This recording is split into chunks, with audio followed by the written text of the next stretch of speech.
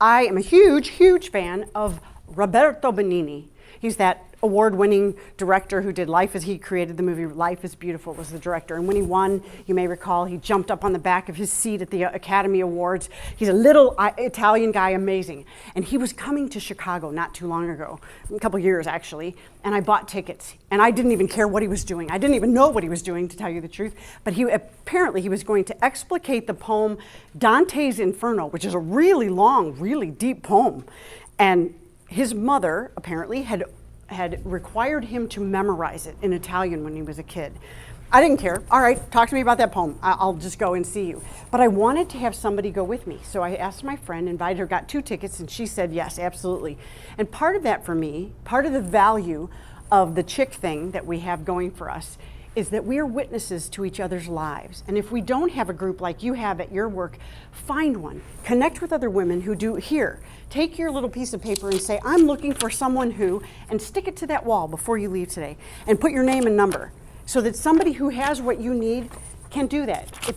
If you need something, connect with another woman, because she will be a witness to your life. She will help you solve a problem, because as women, that's what we do, is solve problems. So my problem that night was I needed somebody, or that week or months ahead, I wanted someone to go with me to see Roberto Benigni. And she said yes. And the night before we were supposed to go, she called me and said, I'm not going. Oh. And I thought, and she said, but I'll pay you for the ticket. And I said, oh, but it's not about paying me for the ticket. It's about having someone see me see him, which didn't sound right, but it is. It's like there are certain things in your life that you want to go afterward and say, and then when he did that, did you see this? Did you see that? So she says, she had an opportunity to do something that was something she could have done any time.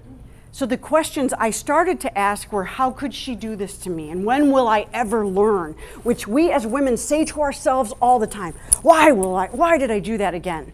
Don't do that to yourself. Ask a better question. How can I see this differently? What's the next right step I could take? How can I salvage this? How can I be the change I want to see in the world? So I decided not to be as angry as I felt and as sad.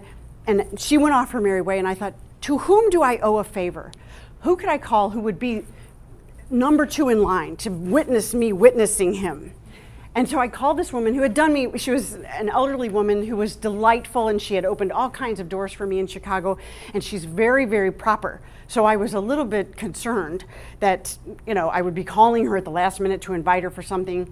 But I said, Sally, it's Kelly, and I apologize for the late notice, but I find myself with an extra ticket to see Roberto Benigni at the Harris Theater tomorrow night. Is there, by any chance, do you have any interest in going to see that with me? I would love it if you could go as my guest. And she said, oh, Kelly, this solves a problem I have, actually, because I was invited to a reception in his honor afterward at the high-rise in the penthouse across the street from the Harris Theater. And if you'll go to that with me, I'll go with you to see him speak. So when someone dumps on you, let them, but see it differently.